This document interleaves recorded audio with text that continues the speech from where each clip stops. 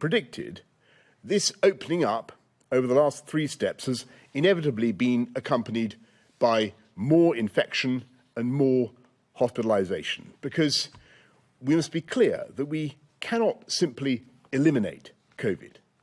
We must learn to live with it. And with every day that goes by, we're better protected by the vaccines and we're better able to live with the disease. Vaccination greatly reduces transmission, and 2 doses provide a very high degree of protection against serious illness and death. But there are still millions of younger adults who have not been vaccinated, and sadly, a proportion of the elderly and vulnerable may still succumb even if they have had 2 jabs. And that's why we're so concerned by the Delta variant that is now spreading faster than the 3rd wave that was predicted in the February roadmap.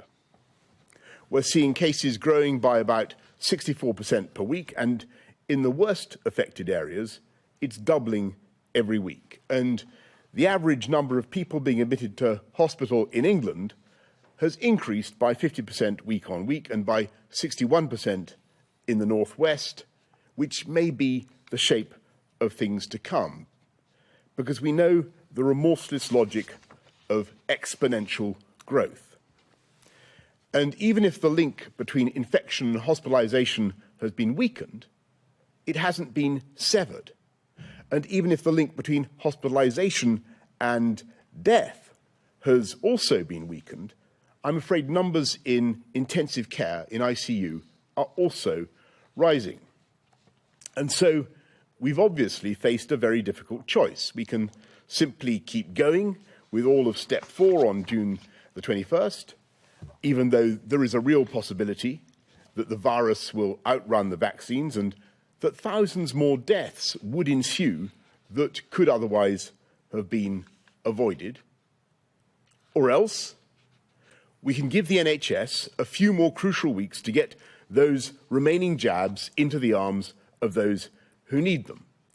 And since today, I cannot say that we have met all our 4 tests for proceeding with step 4 on June the 21st, I think it is sensible to wait just a little longer. By Monday, the 19th of July, we will aim to have double jabbed around 2/3 of the adult population, including everyone over 50, all the vulnerable, all frontline health and care workers, and everyone over 40 who received their first dose by mid-May.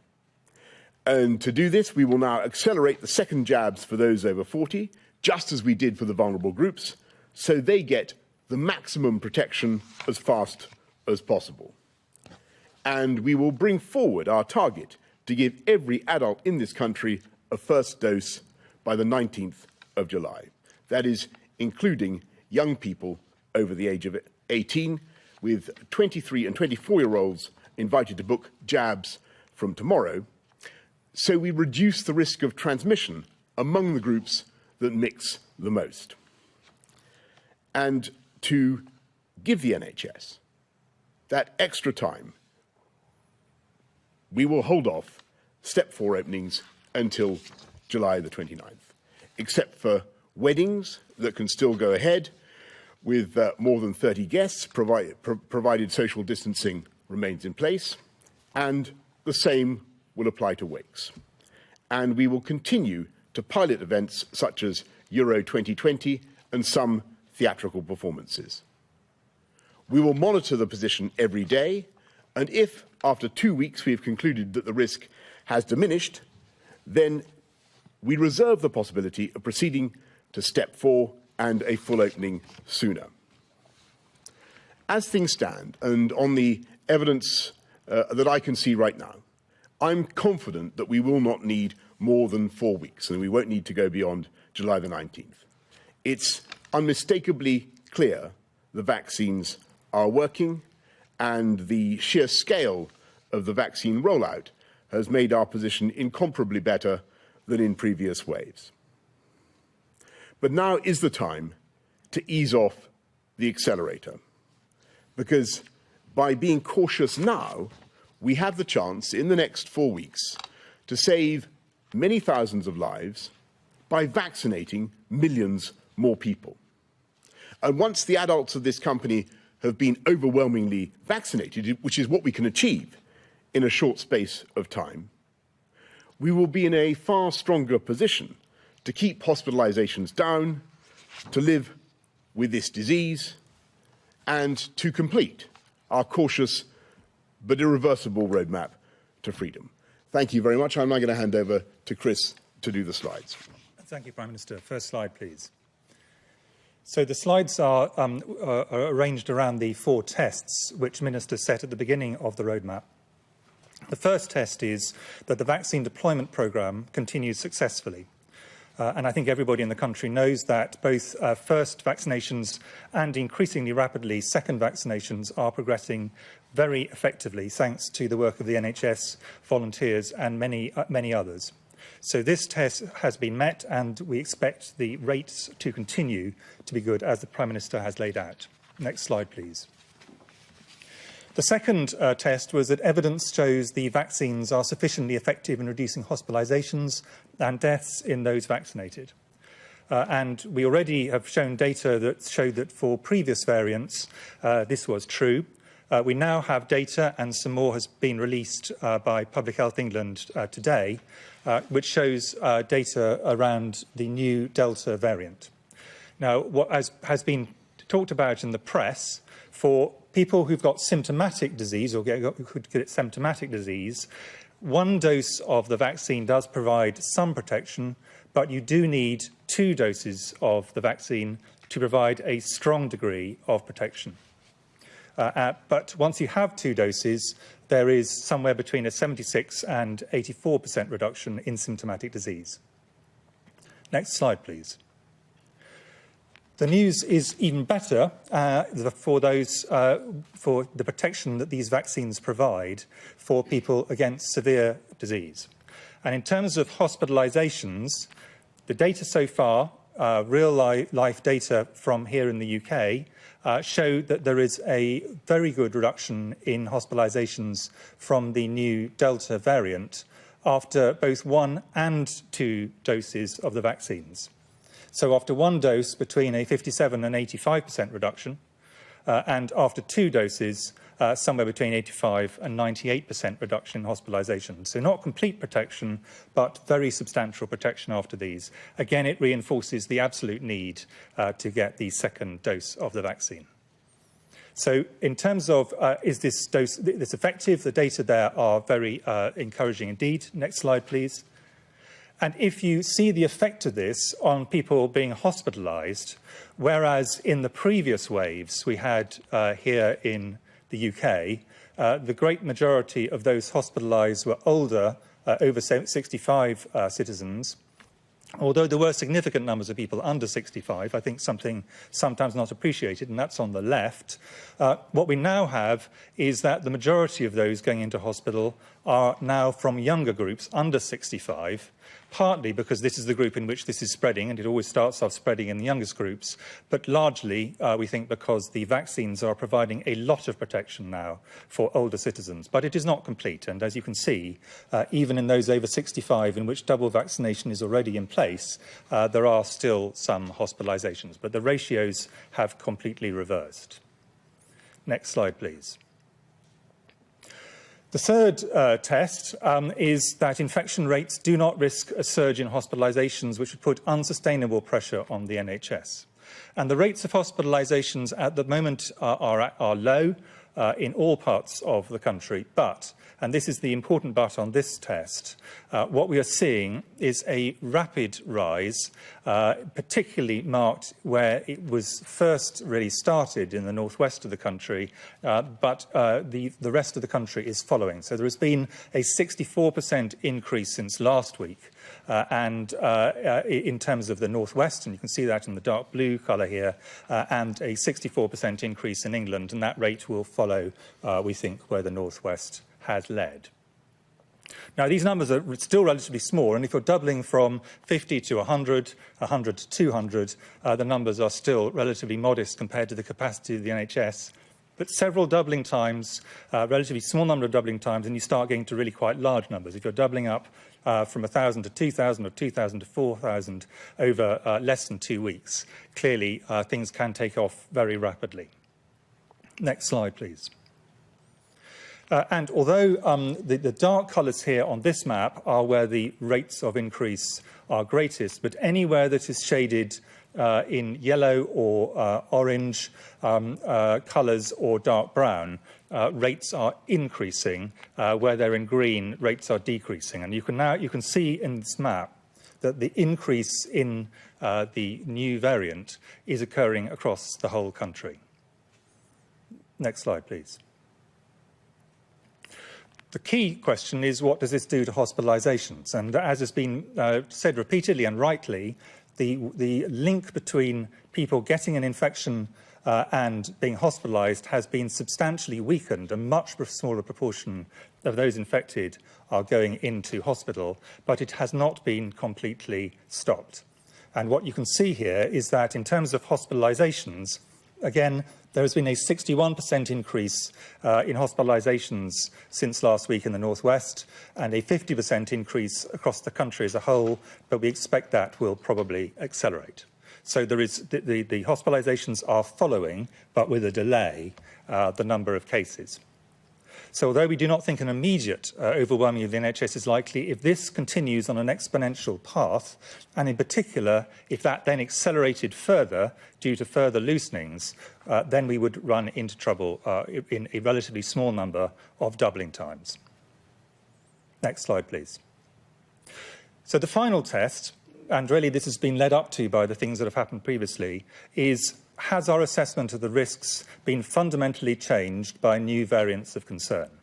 And what this slide shows is, in the orange, is the numbers of cases of the B117 alpha variant that had been the one that dominated in the UK until very recently. And that has continued on a downward path, and although it's probably stabilised a bit in the last couple of weeks, nevertheless, if this was the variant we were primarily dealing with, I think it is very likely that ministers would want to continue on the current path. The problem we have is, in the dark blue, what you can see is the Delta variant, the new variant, and that is, whilst the B117 alpha is going down, the Delta variant is going up and currently going up exponentially. And just to make a point, the area in the grey shaded areas, the data are not complete. Those will carry on going up as data come in over the next weeks.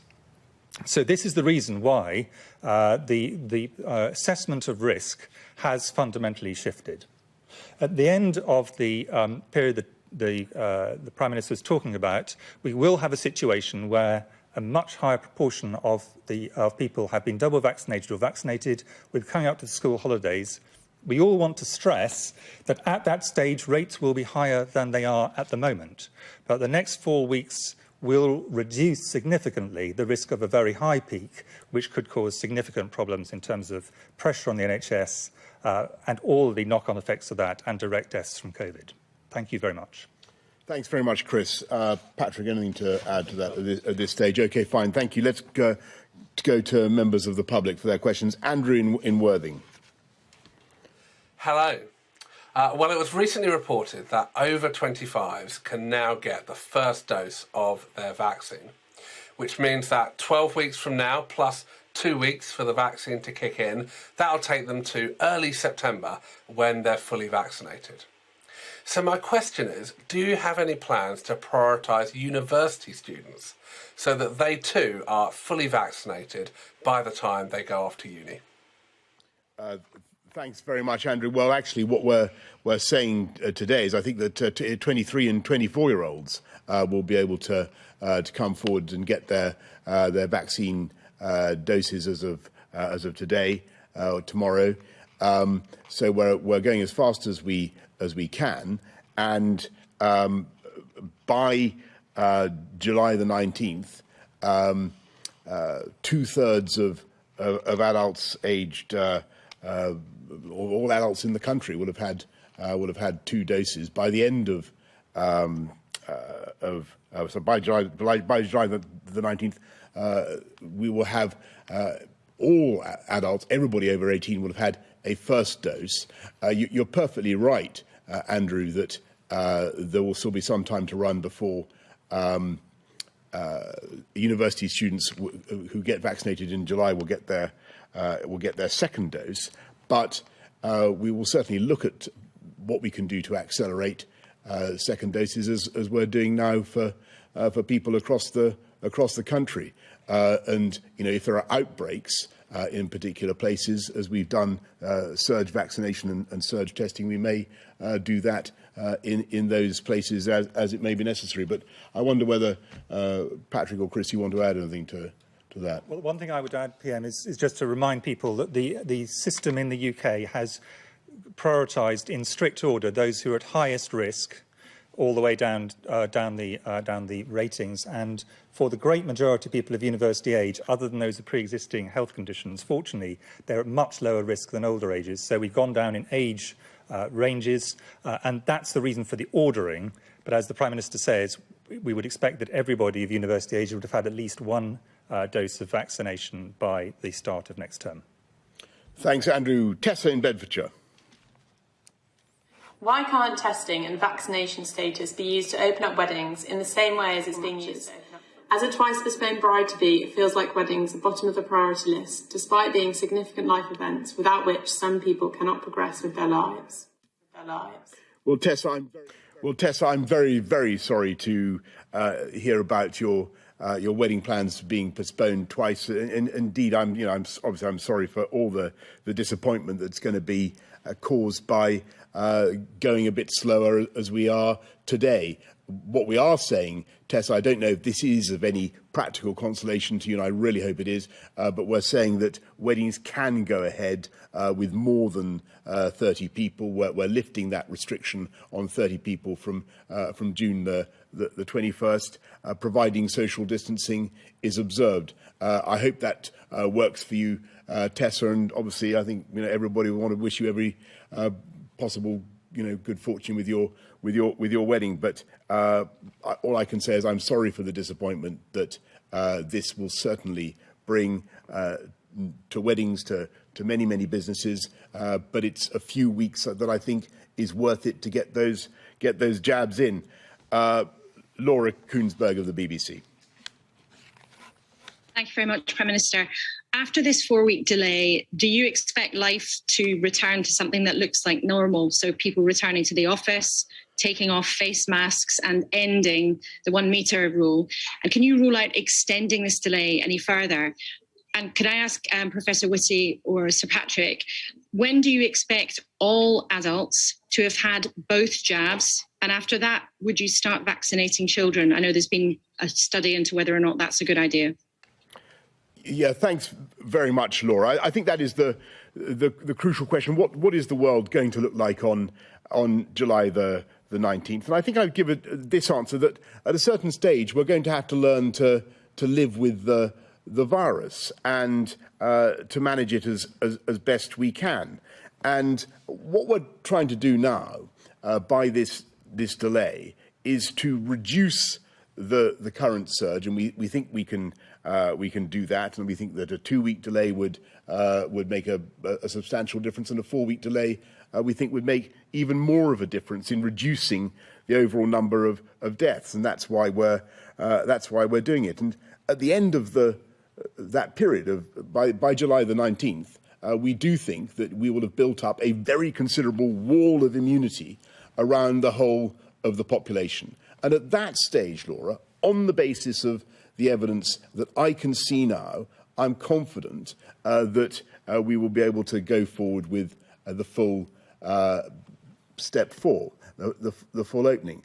That, of course, doesn't exclude the possibility, I'm afraid, and we've got to be honest about this, the possibility that there is some new variant that is far more dangerous, that kills people in a way that we currently cannot foresee or understand. That's obviously the case. But looking at the data now, looking at the effectiveness of the vaccines against all variants, I think that we will be able to deliver step 4 on July the 19th. Now, at that stage, people may want to keep maintaining social distancing. They may want to keep being sensible. But as far as I can see, we will be in a much better position as a country to go forward with the full opening ups that we envisage. But I mean, Chris and Patrick. Well, on the vaccines, I mean, if you take the week of the 19th of July, all over 18s will be vaccinated or been offered the vaccine, then 8 to 12 weeks later, then everybody should have been vaccinated in that age group, so double vaccinated. So that's the sort of timescale, and it's worth really reiterating that these vaccines are really highly effective against the Delta variant. So one of the concerns that we might have had at the beginning was they weren't going to work as well. Well, first dose, not quite so much, but 2 doses is very effective. And by getting to both more people over the age of 40 double vaccinated, which protects those most likely to end up in hospital or get seriously ill, and giving all over 18s 1 dose, that will reduce spread, because the single dose will put up another barrier to spread amongst the age group most likely to spread, because they have more social contact. So I think that's a sort of double protection that should be in place over the next few weeks. And then on the question specifically on children, I think, as we've said several times before, the key thing with children is safety. We know that the risks in terms of physical disease to children, other than some children with significant pre-existing problems of physical health, are much, much lower than for adults. So you wouldn't want to vaccinate unless a vaccine was very safe, and vaccines are now being licensed in some countries, and we're accruing safety data on the safety of these vaccines in children. And there are 2 possible reasons you would want to vaccinate children potentially, but with caution, and this is the point I'm trying to stress. The first would be those groups who actually are at high risk of COVID, and I think JCVI will be bringing forward advice on this about which are the groups they think are at particularly high risk of COVID, and those children specifically should be vaccinated to reduce the risk of them having severe disease and, in very, very, very small number of cases, but does happen, mortality. But the wider question is around also the effect on children's, particularly education, and is the multiple disruptions that might happen going to have a very negative impact on their life chances, including the effect it will have on long-term risk of physical and mental ill health. And this is going to be a decision that will have to be based on the data we have available. But at the moment, the big priority, as the Prime Minister has said, is getting through all the adults down to 18, making sure they're vaccinated and then double vaccinated. Thanks very much, Laura. Carl Dinnan, ITV News. Thank you, Prime Minister. Some of the support that you currently have in place for businesses starts to reduce during this 4-week delay. Why aren't you keeping support and protections in place at the level that they're at now? And if I could, for Professor Whitty, if we don't have this delay in the easing of restrictions, what does your modelling tell you could happen to hospitalisations? What's the worst that could happen to the NHS?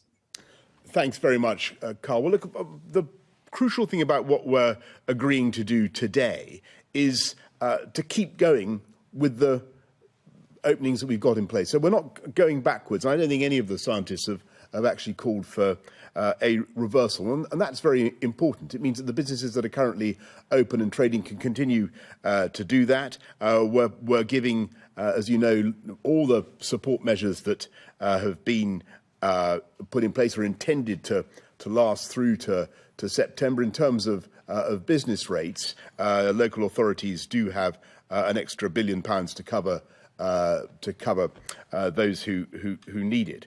But I think the most important thing I can say to those businesses who are being asked to wait another 4 weeks, or maybe as little as 2 weeks, but let's be realistic, probably more likely 4 weeks. I am confident that we'll get there. And there's a difference between the June the 21st date and the July the 19th date, at least in this sense. The June the 21st date was always a not before date. I do think that looking at all in other words, we weren't going to take that step before June the 21st. But looking at the data that I can see now, looking at the scale of the vaccine rollout, I'm pretty confident that July the 19th will be, as it were, a terminus state, and that we'll be able to take things forward from there. Sorry, Chris. No. The question in terms of, you addressed it to me, the question really on the modelling will be to Patrick, but I will just do a preamble on that to make 2 points. One of which is that whatever rate of increase we're seeing now and would see over the next few weeks would be significantly increased if we took the next step, because it means a lot of mixing of households that are unrelated indoors. That fundamentally is what the next step is about. So whatever rate it is will go faster if, and potentially quite significantly faster, were the next step taken over this period. And the second thing is to reiterate, just to make sure everyone is aware that we all agree on this, and not just on this panel, but across the whole of people who've looked at this, is no one thinks at the end of the 4-week delay, the risk is gone. There will still be substantial numbers, there will be substantial numbers in hospitals, and sadly there will be some people who will go on to die of this. The question is a matter of balance. What are the things which is in a sense reasonable to do to eliminate avoidable mortality and overwhelming of hospitals over the short term, where if people died, it's not just a death delayed, it's a death completely averted? And what are the things where actually at a certain point you say, probably we've done most of the things that we reasonably can, given that we will have to live with this virus, which will continue to cause severe infections and kill people for the rest of our lives? Where does the balance lie? Yes, Patrick. Well, so as Chris said, this is a virus that's going to be with us forever. If you look back and look at the increases we're seeing now in hospitalisations, in people on ventilators, if we didn't have the vaccination we've got, we would be looking at a question of, is more lockdown needed? That's not where we are.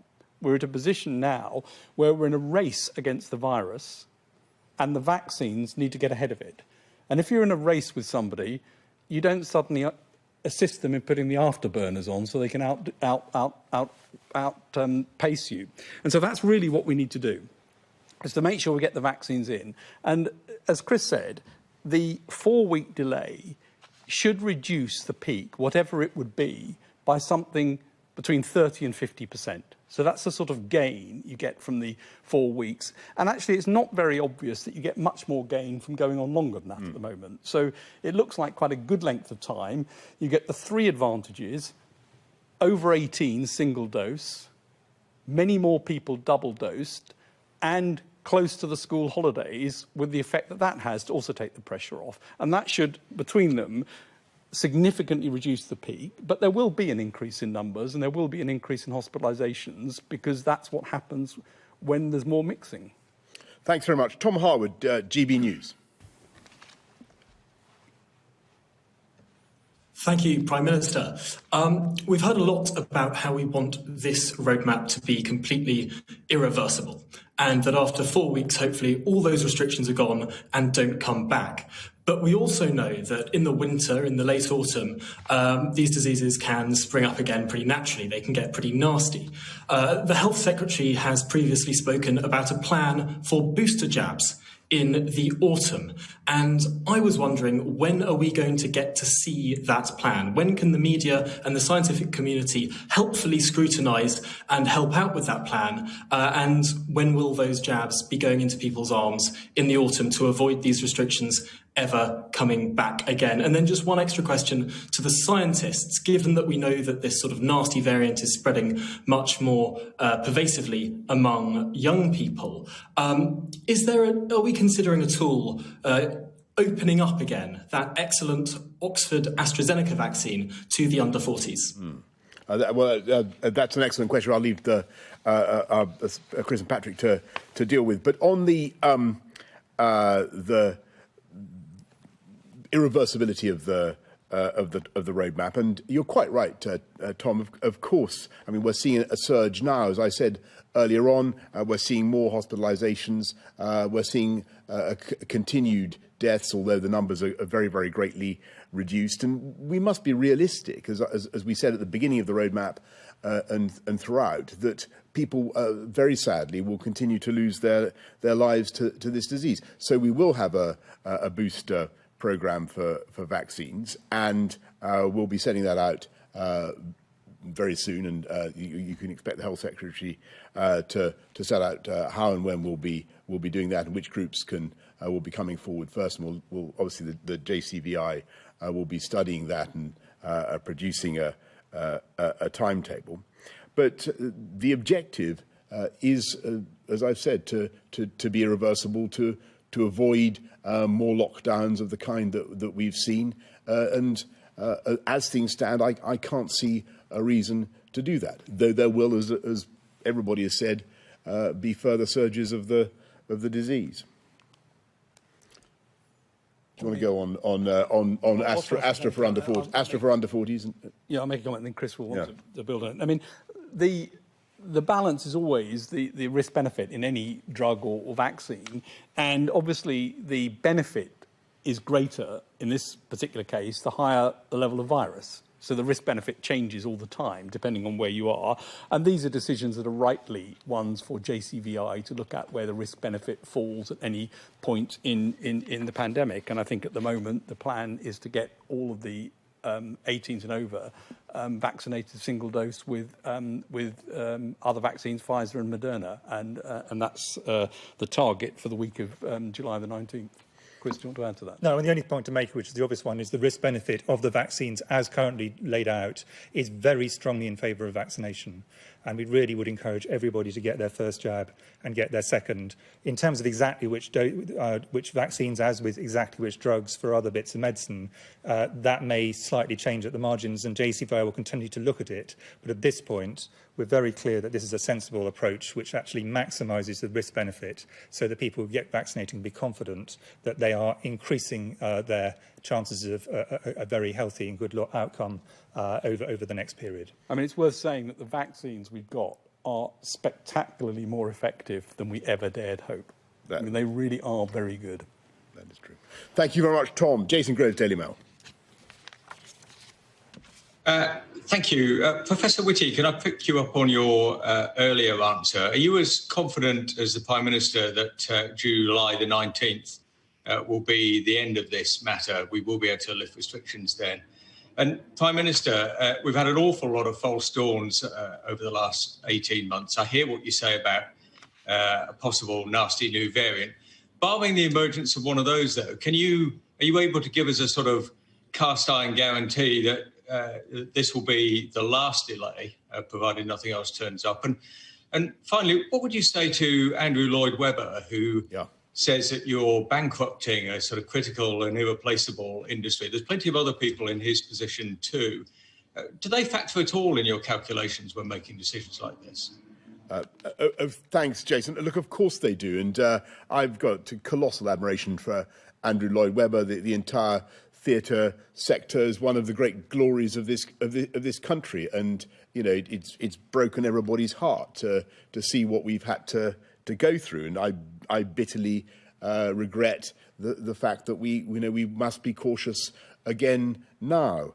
And actually on Cinderella and Lord Lloyd Webber's latest production, I think we're in talks with him to try to make it work, and we'll do whatever we can to be helpful. As I said earlier on, there are some pilot events that we hope will be able to go ahead even in the next 4 weeks. And as for your question about, can I give a cast iron guarantee that there won't be further delay on the basis of what we can currently see? Well, all I can say is, on the basis of what we can currently see, I am confident that, as I said, July 19th will be a terminal date, not a not before date. But that is on the basis of the evidence currently before us.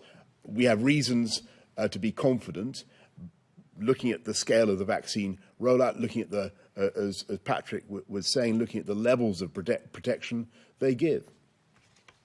And in terms of your question to me, actually, I completely agree with the Prime Minister's answer, and I'm sure Sir Patrick would as well.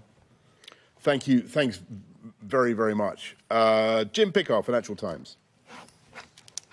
Prime Minister, one area of major public confusion at the moment is what to do about summer holidays and whether to take them abroad. Grant Shapps, the Transport Secretary, has said people don't have long to wait for their summer breaks abroad. Other ministers, such as George Eustice, the Environment Secretary, have encouraged people to stay at home. Which of these contradictory pieces of advice would you recommend? And on a sort of related question, it's increasingly clear that many industries will still be struggling by the end of the summer, such as aviation and hospitality. Is there any situation in which you can see the furlough scheme and other major business support schemes continuing beyond their current end date, the cliff edge at the end of September? Jim, thanks very much. Well, it follows from what we've all been saying about July the 19th that things, could still change very much, and I think probably will change very much for the better in this country, in the sense that I think we will see a substantial opening up, even more open than we currently are for a lot of the summer. On travel abroad, I think that the most important thing is just to follow the red, amber, green guidance that we're giving. That's continually reviewed, and that's the important thing. I wouldn't want to give any more guidance than that at this stage, Jim. And sorry, I can't remember what your last question. What was your second question? For struggling industries beyond. Sorry, forgive me. Absolutely. On furlough,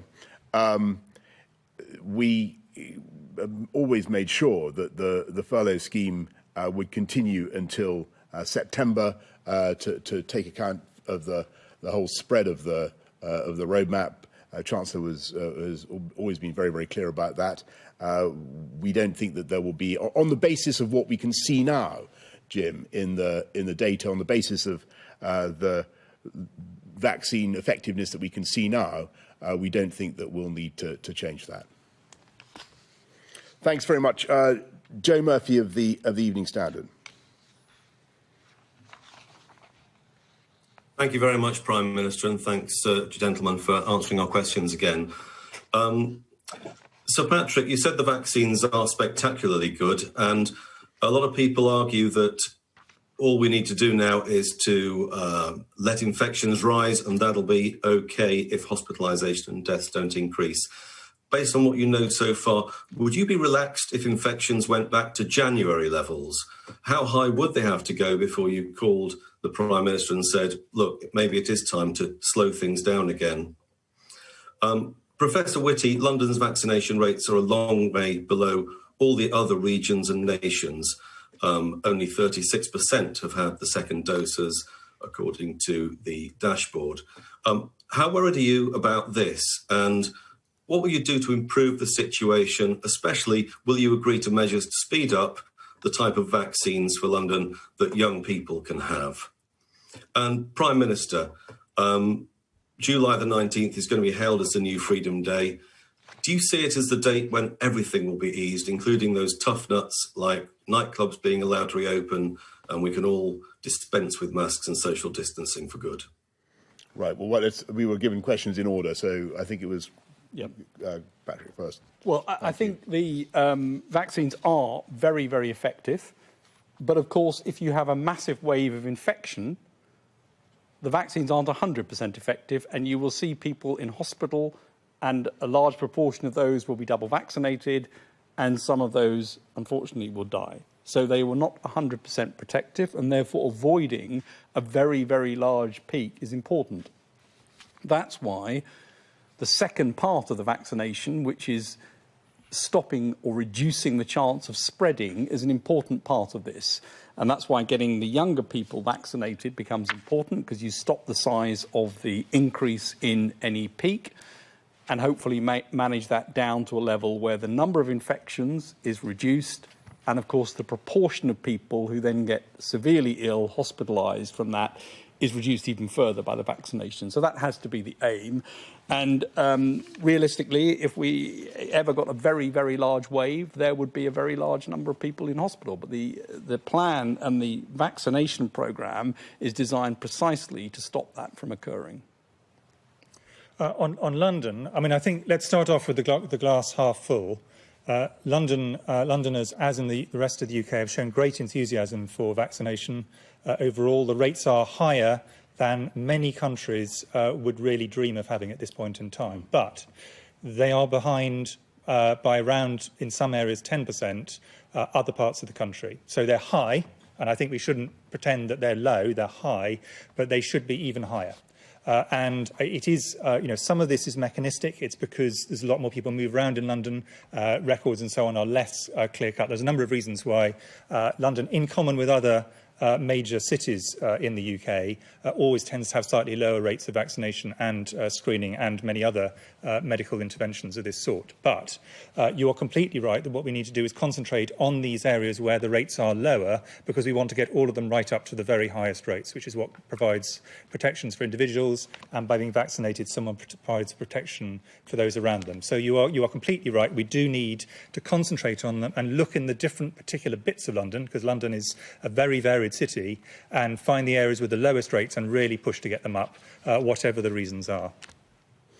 Yeah, thank you very much, Chris. Look, Joe, I am concerned also actually about London. Of course, it's absolutely correct, as Chris says, that huge numbers of Londoners have come forward and could be very proud of what they're doing. But I think it would be great if we could get those rates up even higher. And on your point about, opening up everything on July the 19th, I'm acutely conscious that, it's not just that, nightclubs and can't go ahead, and the theatre industry and many other parts of sectors are still not able to open fully. There are many businesses that need to move beyond social distancing, many jobs where we need to be able to do things in the way that we always used to do them. And people are yearning to get back to that, as indeed as I am. And so I'm determined to be able to do that by July the 19th. At the moment, I am confident, on the basis of what we can see, on the basis of the effectiveness of the vaccines, the rollout that we can do. I'm confident that we'll be, barring unforeseeable new variants and so on. I'm confident that we will get there. But in this game, fighting this virus, you've got to learn to be cautious. We want a roadmap that is irreversible, and to achieve an irreversible roadmap, you have to be cautious. And the objective of this short delay is to use these valuable, these crucial weeks to save thousands of lives, of lives that would otherwise be lost, I'm afraid, by vaccinating millions more people as fast as we can. And that's what we're going to do, and that's the announcement tonight. Thank you all very much.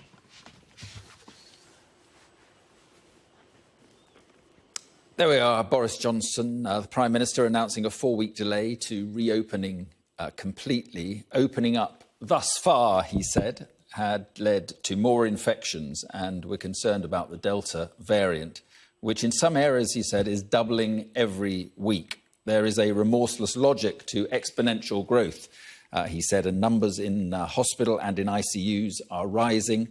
If we open up, it could lead to thousands more deaths, so it makes sense to hold off and vaccinate more people and younger people and give the NHS more time. So 4 weeks delay as expected. But he did say if after 2 weeks things look better, they, as he put it, reserve the right to open up earlier. But he said July the 19th is the terminus date. And then Chris Whitty spoke of the effectiveness of vaccines. This was the good news against hospitalisation from the Delta variant after 2 doses.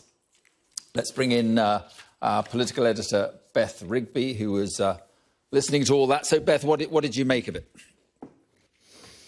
Well, it was as expected, really, Mark, there. The Prime Minister confirming that there will be a 4-week delay to unlock into that final phase. But he started off saying he was confident that he would be able to ease restrictions on that date. And then he went further and harder in that press conference, saying that he expected it to be the terminus date. And that was backed up by the scientists there, both talking about the effectiveness of the vaccine. And what are they really doing here? They're buying time. You heard Patrick Vallance there. He said, basically, if we do this, sorry, let me just get my notes here. He said a 4-week delay will reduce the peak by 30 to 50% of this current wave. And he said it also did 3 other things. It would give more protection for over 40s because they would all be offered 2 doses by July the 19th. It would give some protection for over 18s as they all get offered 1 jab. And it would be near the school holidays, so there's a natural break where all the kids break up for a few weeks, and then that gives the government another few weeks to vaccinate more people. OK, Beth, thank